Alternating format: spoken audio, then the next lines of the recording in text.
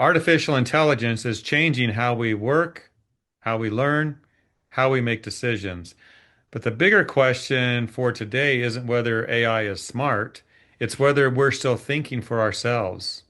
In today's episode, we're going to explore the idea that AI isn't the enemy. Outsourcing our thinking could be. Maybe that's the question. Right. And to dig into this, we have regular guest Dean Mercado, who knows a thing or two about AI, and he's going to put it out plain for us today, I think, Dean. So, welcome back to the program. Great. Thanks, Jeff. I'm so glad to be here with you once again. And yes, folks, I am coming right between the eyes here today. So, are we ready? I do want to mention one little thing about today's topic, and then we'll turn it over to you and get your thoughts, being the bad Sure. guy you are and laying out the truth. But this topic today, I think a term I came across, I read it, it's called cognitive offloading. And I think about that, Dean. We've been doing that for years. I did a little research and it's the mapping. We no longer use the road atlas. Text generation, even making decisions, getting prompts to tell us what to do.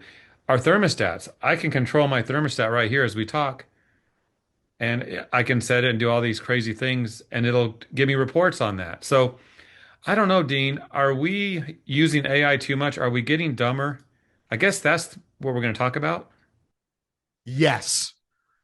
Is AI making us dumber? I'm just going to flat out say it. Yeah, it is. Um, I believe it is anyway, but maybe not the way that most people think. So hear me out a little bit here. When you brought this topic to me first, Jeff, the first thing that popped in my mind was a movie called Idiocracy. Idiocracy was a movie that came out about 2006 by a guy named Mike Judge. He's just for perspective, he's a guy who did like Beavis and Butthead and Office Space. So real crazy comedy, right? Now, the premise of this movie was basically that this guy is an army guy, whatever. He goes in a special project. They shoot him ahead in the future 500 years, and he ends up in this world where even though he was kind of an average guy, not very smart, in 500 years from now, he was the smartest guy on the planet, right? And that was really scary. Now, I invite all of you to watch this because it's not necessarily the movie is funny. Yeah, watch it for that. Mike Judge, the guy who did this movie, he said something that's what really keyed my interest here. He said something along the lines that while this started out as satire, he almost started looking at it like it was a documentary. And that was really scary.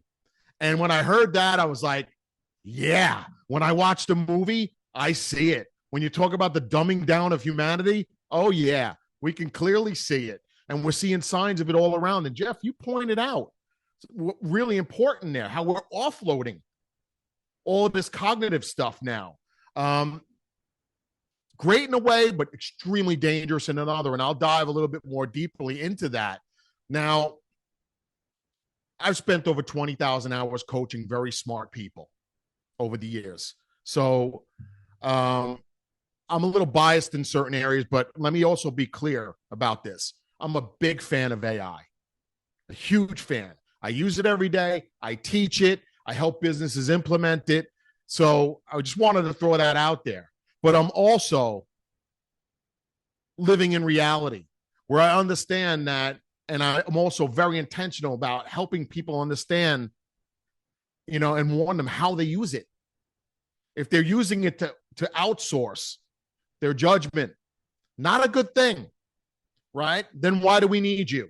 So when we start hearing all that craziness about, oh, well, AI is going to take over and everyone's going to lose their job. Well, yeah, if you let it, if you're going to offload everything, why are you here?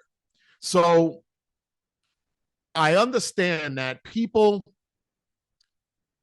might approach this thinking that I'm doing things and I'm getting better, faster, cheaper out of this, right?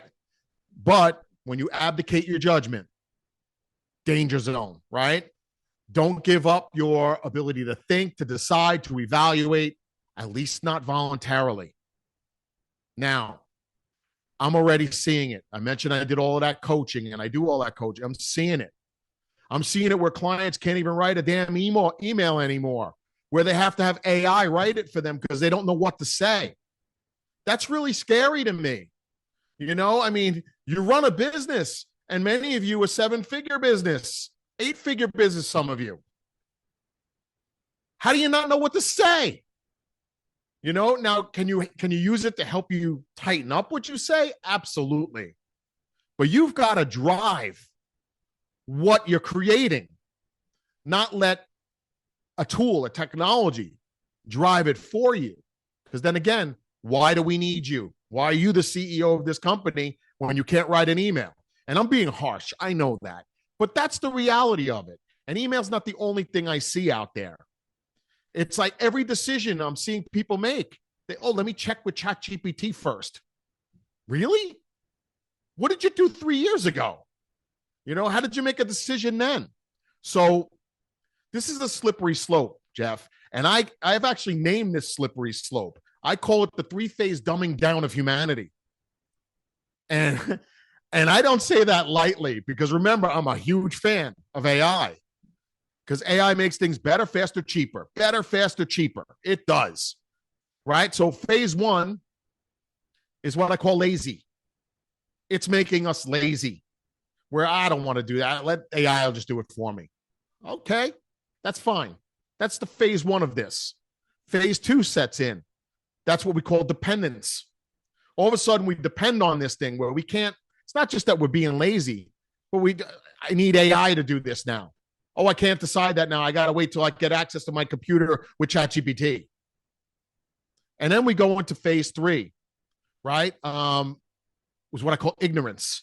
And that's what happened in Idiocracy, the movie, where your dependence turns into ignorance, where you just don't know how to do anything anymore.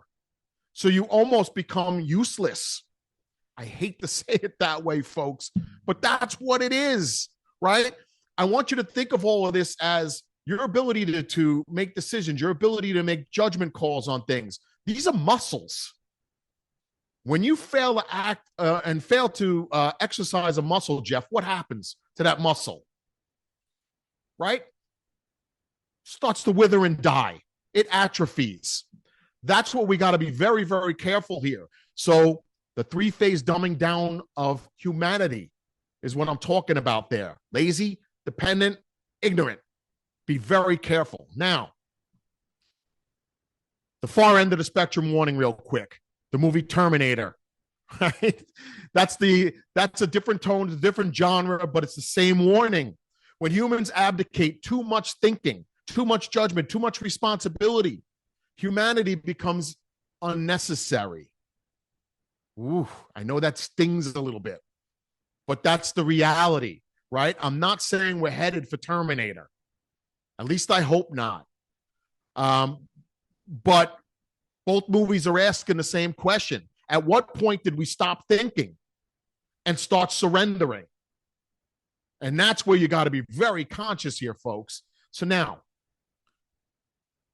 the goal isn't to stop using AI. That's not the goal here. The goal is to use it in a way that keeps us capable, makes us more of what we already are, right? It starts with one single principle. That principle is what I say, humans do the critical thinking, AI does the heavy lifting. Repeat it after me, folks. Humans do the critical thinking, AI does the heavy lifting. Now, I want to call us back, Jeff, to an episode you and I did about probably 10 months ago. I think it was called something like 6 Ways to Use AI or something like that. And I introduced a framework I called Tickle, right? With a crazy mnemonic. Timmy's crazy cat always ate lasagna, right? Well, the first element of Tickle was thinking. Thinking. That's the critical human thinking part, right? So we got to protect that thinking muscle. So I've got a little formula for you real quick to do that, folks. So it's not all doom and gloom here today. Here's how you get past it. It's what I call the 10-80-10 rule. This is what I implement in my business. It's what I give my high-end coaching clients, and they follow it as well. First 10%, that's the critical human thinking. So whatever you're trying to solve, that first 10% of your effort to solving it comes from you. You've got to think it through. I approach this what I call the 5 W's plus H. The who, what, when, where, why, and how. Right? Answer all those questions. That's what you're feeding into your AI. So, what do I want? Why do I want it? Why do I need it now? Why is it important now? Right? When will I know when I get it? What does success look like? In other words, these are the kinds of things you got to think through. Don't let AI decide that for you. That's craziness.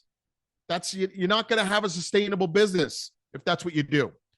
So we do the first 10%. Then the next 80% is you use AI as a thinking partner. This is where AI shines, folks.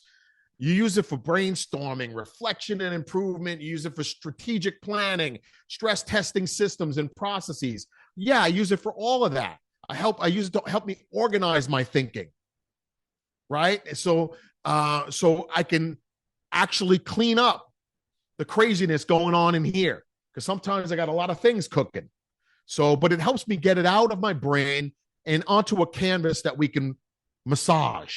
And AI is great for that, right? But it's still my thinking. And that's what I want you to understand. It's still coming from me. I'm not saying, well, what do I do? No, I'm telling it what I'm doing. Help me get there. Better, faster, cheaper. So I use it in my article writing, my video creation, my podcast ideation, year-end reflection, my planning. I use it everywhere. But I start with the first 10% being me. Then there's the final 10%, and that's the human ownership. Whatever you create, you got to own it. You got to be able to explain it. You got to be able to stand behind it.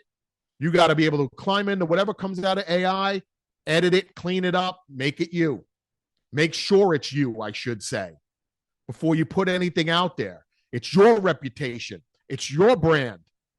AI doesn't care if your brand gets damaged. You will, though, when all of a sudden nobody wants to hire you, right? So be very careful what you put out there. So that's the 10, 80, 10, right? So in closing, Jeff, real quick, AI is not the enemy, folks, right? Abdication is. How you're going about this is the problem, not necessarily the tool. Don't kill the tool. Kill the way you're using it, maybe, right? The future is going to belong to people who can think clearly and who can use these powerful tools. So remember this. Once again, I'll leave you with this. Humans do the critical thinking. AI does the heavy lifting. Humans do the critical thinking. AI does the heavy lifting. And with that said, Jeff, I turn it back to you. You want to do the critical thinking, but I think people are reversing that, Dean, Yeah, they at are. times. Not everybody, but Yeah, I know. And to that's to the to really, rely on the AI tool to do the initial critical thinking is a mistake. But I think when you said that, I was thinking about your comment about the emails and how AI is writing people's emails. I've never done that. I can't imagine if you do it, that's on you. But I think I could probably sniff out an AI generated email sent to me, and I'm going to think it's junk mail. yeah. I mean, at times, absolutely. Mhm. I mean, people are so lazy and dumb around this. I mean, I received an email from a client. I'm not going to reveal who it is. Good. You'd And lose that clearly client. the email was written by AI because they left AI, AI always ends with certain things. They left those pieces in there. And it's like, come on, man. You know, you run a nice high seven-figure business. Are you serious? You didn't even read this, So and let me then you're guess. sending it to me. It said, would you like to say this to Dean? Or I could add these ideas to share Yes, with Dean. exactly. Exactly, right? Or if you see, sometimes I've even seen emails that are speaking about that person who sent the email in the third person. It's like, ooh, not a Mm. good thing, folks. So when I talked about that last 10%, you got to own it. That's part of what I mean. You Yeah. got to at least read what you're putting together. You got to buy into it. You got to believe it. You got to stand behind it. If you can't, then don't send it. Are you kidding me? You know, but you Yeah. know, Yeah. I have one last question for you. Uh, sure, shoot. you might have touched on this a bit, but when people hear that AI may be taking away their thinking ability, which we hear that, what do you, Dean, actually want them to question about their own habits and decision making? Ooh. I mean, that's a great question, and that's a tough question. Um, I mean, as far as never abdicate your thinking, everything's got to begin from you. Even that's it's got to emanate from inside. If you're a great CEO, that's where you want it coming from. I mean, yes, it's okay if you can get an idea sparked by AI, but then you run with it. You start adding your spin, your flavor. What does that look like for you? Um, it's just, Jeff, my biggest fear is that cognitive offloading that you Hmm. mentioned right at the beginning. Um, it's scary. And I'm seeing the best of the best business owners out there abdicating very easily. Not even like, where 10 years ago, I feel like they would have never done it. They would never have brought on a C-level executive into their company and let that person make all the judgment calls and decisions without properly vetting. Hmm. You're doing that with AI. Yeah, yeah. Why? We're all doing the cognitive offloading. I think back to we've talked about this phone numbers, 20, 30 years ago, I knew everyone's phone numbers. Now I know two. I know. Yeah, I It's know. just it's part of life. Spell check, maybe taking away people's ability to learn how to spell words correctly. Now I use the grammar tools. I use Grammarly, we use Copilot to Sure. check our work, but I think with that question I just asked you, one question I would ask myself is when does AI step in? Because to me, it needs to step in after the creative thinking, the initial, here's my plan, and then which tool am I going to use to get that done? Does that make sense? Yeah, absolutely. And that's where I tie back into the 10-80-10 rule. That Okay. first 10% is mission critical. If that first 10% goes well, then your use of AI will go better. Hmm. If that 10% doesn't happen, then you've removed yourself from the equation and you're not necessary. If I could go into AI and I could pose the same challenge you're facing and get the same answer you're getting, chances are you're not needed. Why am I paying you a heavy salary? How long do you think you'll be able to own that company Yeah, that's a good before point. you're not needed? Hmm. And that's not the ideal thing, in my opinion. I know a lot of people want to create a business that can run without them. Fantastic. But not where you're abdicating your genius. Hmm. You have to maintain your genius. And as a legacy, you're leaving that genius behind, for your team. You trained your team up to revolve around that genius. That's what the company's built on. As soon as or if you don't bring that forward, then you're depending on something or someone else's genius. That's dangerous because then it's not your company anymore. It's not your way of doing things. So the 10-80-10, folks, that first 10%, I can't stress it enough. It's very tempting to get lazy, but you will find very quickly that you become dependent. And then you'll find very quickly that you become ignorant, right? And once you're ignorant, you are not needed anymore. And that's not a good place to be, right? For you, for humanity, right? So the dumbing down of humanity. Hate to be the one to bring the news. Don't kill the messenger, though, folks. Be Dean, smart. it's been a great episode. Thank you for not offending all of our audience today. You're very welcome. I'll see you on the next one.